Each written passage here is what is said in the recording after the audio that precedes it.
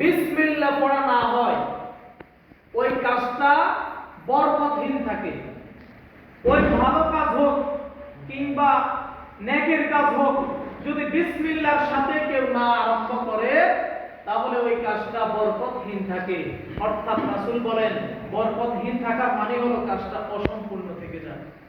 তাহলে আমাদেরকে বিসমিল্লাহর বরকত অর্জন করতে হলে আমাদেরকে সর্ব অবস্থায় ভালো কাজ করতে গেলে আমাদেরকে কি করতে হবে? বিসমিল্লাহর সাথে আমাদেরকে আরম্ভ করতে হবে। আপনি রাতে ঘুমানোর সময় বলবেন বিসমিল্লাহ, ডান কাতে ঘুমাবেন বিসমিল্লাহর সাথে ঘুমাবেন, আল্লাহর সাথে আল্লাহর নামকে স্মরণ করবেন। আল্লাহ রাব্বুল আলামিন আপনার ঘুমের মধ্যে যতক্ষণ আপনি ঘুমাবেন ততক্ষণ আপনার আমলনামার মধ্যে নেকি লিখতে থাকবেন। তাহলে বিসমিল্লাহর বরকত আমাদেরকে অর্জন করতে হবে। এরপরে আসেন, এক ইহুদি মহিলা রাসূল সাল্লাল্লাহু আলাইহি সাল্লাম এবং সাহাবীদেরকে দাওয়াত করলেন। দাওয়াত করে খাবারের মধ্যে বিষ মিশিয়ে আল্লাহ রাসূল এবং সাহাবীদের সামনে উপস্থাপন করলেন। আল্লাহ রাসূল সাল্লাল্লাহু আলাইহি সাল্লামকে জানানো হলো যে ইয়া রাসূলুল্লাহ, ইয়া হাবিবাল্লাহ, আপনার সামনে এবং সাহাবীদের সামনে যে খাবারগুলো এসেছে ওই খাবারের মধ্যে ইহুদি নারী তিনি বিষ মিশ্রিত করে আপনার সামনে খাবারটা উপস্থাপন করেছে। অতএব আপনি এই খাবারটা খাবেন, বিসমিল্লাহর সাথে খান। রাসূল বললেন, ও আমার সাহাবীরা, তোমরা এই খাবারটা খাওয়ার আগে বিসমিল্লাহ বলো। সকল সাহাবায়ে কেরাম এবং রাসূল সাল্লাল্লাহু আলাইহি সাল্লাম বিসমিল্লাহ করে বিসমিল্লাহটা আরম্ভ করে মানে আল্লাহর নাম নিয়ে খাবারটা খেয়ে ফেললেন। ওই বিষ মিশ্রিত খাবার সাহাবীদেরকে এবং আল্লাহর রাসূলকে কোনো ক্ষতি করতে পারবে না। কেননা এই খাবারের মধ্যে বিসমিল্লাহ বলার কারণে বিষ মিশ্রিত খাবার আল্লাহ রাব্বুল আলামিন সাহাবীদেরকে এবং রাসূলকে কোনো ক্ষতির মধ্যে ফেলেন নাই, একমাত্র কিসের বরকতে? বিসমিল্লাহর বরকতে। এবার আসেন মুসলিম শরীফের 5376 নম্বর হাদিস। রাসূল সাল্লাল্লাহু আলাইহি সাল্লাম বলেন যে কেউ যদি খাবার শুরু করে, হোক সেটা ভাত খাওয়া, হোক সেটা নাস্তা খাওয়া, হোক যেটা হালাল যে কোনো খাবার, কেউ যদি খাবারের শুরুতে বিসমিল্লাহ বলে না খায়, আল্লাহ রাসূল বলেন ওই খাবারটা তার সাথে সে খায় না, তার সাথে শয়তানও খায়। কে খায়? যদি কেউ খাবারের শুরুতে বিসমিল্লাহ না বলে তার সাথে শয়তান ওই খাবারের মধ্যে অ্যাড হয়ে যায়, মানে সেও খায় শয়তানও খায়, বরকত তো নাই। এরপরে রাসূল বলেন যখন সাথে সাথে সে বিসমিল্লাহ পড়ে নেয় ওই খাবারের মধ্যে বরকত নাজিল হয়, শয়তান দূর হয়ে যায়। সুবহানাল্লাহ। তাহলে বিসমিল্লাহর বরকত আমাদেরকে কি করতে হবে? অর্জন করতে হবে। শুধু আপনি বিসমিল্লাহ বলেন, এটাই আল্লাহ কবুল করে দিবেন। আপনি পুরোটা না বলেন, বিসমিল্লাহ বলেন, এটাই হয়ে যাবে। বিসমিল্লাহর মানে হলো, উদ্দেশ্য হলো আপনি আল্লাহকে স্মরণ করেন, আল্লাহ আপনাকে কি করবেন? বরকত দিয়ে দিবেন খাবারের মধ্যে। এরপর আপনি চলতে ফিরতে, গাড়িতে উঠতে, আপনি দোকান খোলার সময় বিসমিল্লাহ বলে শাটার খুলেন, আপনি গাড়িতে ওঠার সময় বিসমিল্লাহ বলে গাড়িতে উঠেন। ওই গাড়ি থেকে যতক্ষণ আপনি গাড়ির মধ্যে থাকবেন আল্লাহ আপনাকে সমস্ত বিপদ আপদ থেকে হেফাজত করবে। এরপর আসেন, রাসূল সাল্লাল্লাহু আলাইহি সাল্লাম বলেছেন যে কেউ যদি কোরআনুল কারীম থেকে একটি হরফ তেলাওয়াত করে তার আমলনামায় কয়টি নেক যোগ হয়? 10টি। কয়টি? তাহলে আপনি আসেন, বিসমিল্লাহ লিখতে 19টা হরফ। কয়টা হরফ? 19টা হরফ। এই 19টা হরফ যদি কেউ একবার যদি বিসমিল্লাহ কেউ পড়ে, রাসূলের এই হাদিস অনুযায়ী একবার যদি কেউ বিসমিল্লাহ পড়ে আল্লাহ রাব্বুল আলামিন সঙ্গে সঙ্গে তার আমলনামার মধ্যে 190টা নেকি লিখে দেন। কয়টি নেকি? একবার যদি কেউ বিসমিল্লাহ বলে তার আমলনামার মধ্যে আল্লাহ রাব্বুল আলামিন সঙ্গে সঙ্গে 190টা নেকি লিখে দিবেন। বলুন সুবহানাল্লাহ। তাহলে আসেন ভাইরা আমার, আমরা বিসমিল্লাহ ফজিলত সম্পর্কে জানলেই হবে না, এটার উপরে আমল করতে হবে, এটার উপরে আমল করতে হবে। এরপর আসেন ইবনে মাজাহ শরীফের 3869 নম্বর হাদিস, রাসূল সাল্লাল্লাহু আলাইহি সাল্লাম বলেন, মা মিন আবদিন ইয়াকুলু ফি সাবাহি কুল্লি ইয়াউমিন ওয়া মাসাই কুল্লি লাইলাতিন বিসমিল্লাহিল্লাযী লা ইয়াদুররু মা ইসমিহি শাইউন ফিল আরদি ওয়ালা ফিস সামা ওয়া হুয়াস সামিউল আলীম মাররাতিন ফায়াদুররু সালাসা মাররাতিন ফায়াদুররু। রাসূল বলেন, প্রত্যেক দিন এবং রাতে, প্রত্যেক দিন সকালে এবং সন্ধ্যায় যদি 3 বার কেউ এই দোয়া পড়ে, কি দোয়া? বিসমিল্লাহিল্লাযী লা ইয়াদুররু মা ইসমিহি শাইউন ফিল আরদি ওয়ালা ফিস সামা ওয়া হুয়াস সামিউল আলীম। যদি কেউ সকালে 3 বার, সন্ধ্যা 3 বার আল্লাহর নাম নিয়ে যদি কেউ এই দোয়াটা পড়ে, আল্লাহ রাব্বুল আলামিন আসমান এবং জমিনের মধ্যে যত ধরনের অনিষ্টতা আছে, যত ধরনের শয়তানের ওয়াসওয়াসা আছে, কুমন্ত্রণা আছে, আল্লাহ রাব্বুল আলামিন তাকে হেফাজত করবেন। তাহলে এটা কে বলছেন? রাসূল বলছেন। কার পক্ষ থেকে? আল্লাহর পক্ষ থেকে। তাহলে এই কথাগুলোর মধ্যে কোনো কি নাই? কোনো মিথ্যা মিশ্রণ নাই। এই কথাগুলা সহিহ হাদিস থেকে বলা হয়েছে। অতএব যদি আমরা আমল করতে পারি, আল্লাহ রাব্বুল আলামিন আমাদেরকে সে অনুযায়ী কি করবেন?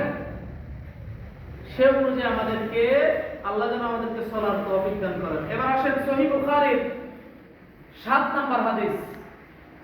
রাসূল সাল্লাল্লাহু আলাইহি সাল্লাম একটা চিঠি লিখলেন রোমের বাদশা হিরাক্লিয়াসের কাছে।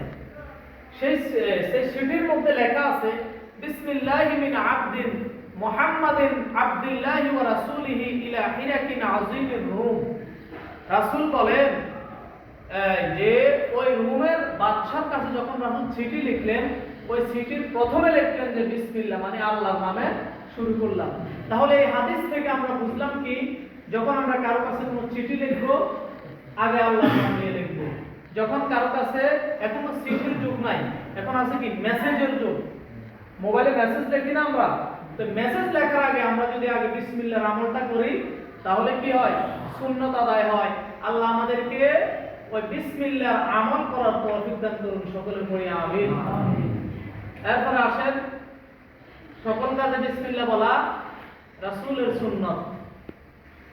আসুন আমরা আরেকটা বিষয়, আল্লাহ রাব্বুল আলামিনের 3000 নাম রয়েছে। কয় হাজার?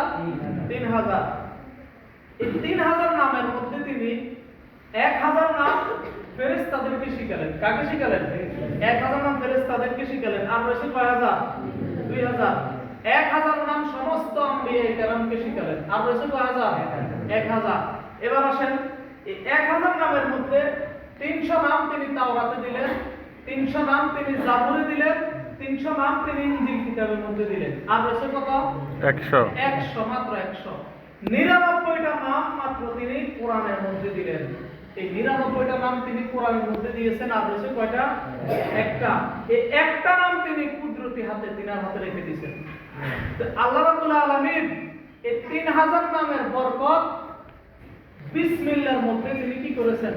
ঢুকিয়ে দিয়েছেন। যদি কেউ একবার বিসমিল্লাহ সুন্দরভাবে আদায় করতে পারে, ঈমান ও ইখলাসের সাথে, ওই 3000 নামের বরকত, 3000 নামের ওজিফা করলে যে সওয়াব, জিকির করলে যে সওয়াব, একবার বিসমিল্লাহ পড়লে ওই সওয়াব আল্লাহ তাআলা আমাকে দিয়ে দিবেন। সুবহানাল্লাহ। তাহলে বিসমিল্লাহর ফজিলত ব্যাপক, বিসমিল্লাহর ফজিলত অনেক। আরেকটা হাদিস আমরা দেখি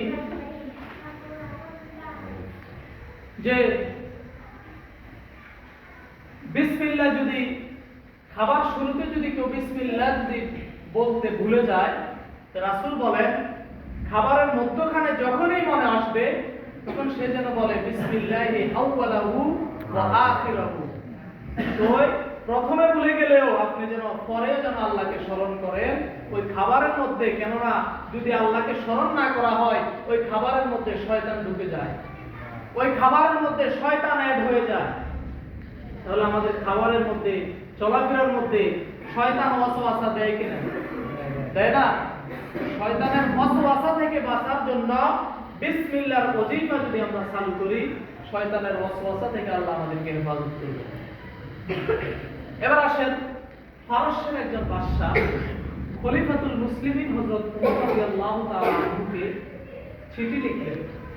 চিঠির মধ্যে লিখেছেন যে ওনার মাথা ব্যথা করে, এই মাথা ব্যথার জন্য কোনো ওষুধ আছে কিনা খলিফাতুল মুসলিমিন হযরত ওমর ফারুক রাদিয়াল্লাহু তাআলা আনহুর কাছে চিঠি লিখলেন। খলিফাতুল মুসলিমিন হযরত ওমর রাদিয়াল্লাহু তাআলা আনহু একটা টুপি তার হাতে নিলেন, ওই টুপির মধ্যে বিসমিল্লাহকে অ্যাড করে দিলেন। কি করলেন? বিসমিল্লাহকে অ্যাড করে দিলেন, ওনার কাছে পাঠিয়ে দিলেন।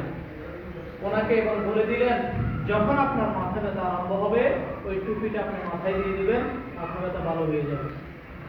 ঠিক যেই কথা সেই কাজ। হযরত ওমর ফারুক রাদিয়াল্লাহু তাআলা আনহু যেটা বললেন, ওই পারস্যের বাদশা ঠিক একই কাজ করলেন।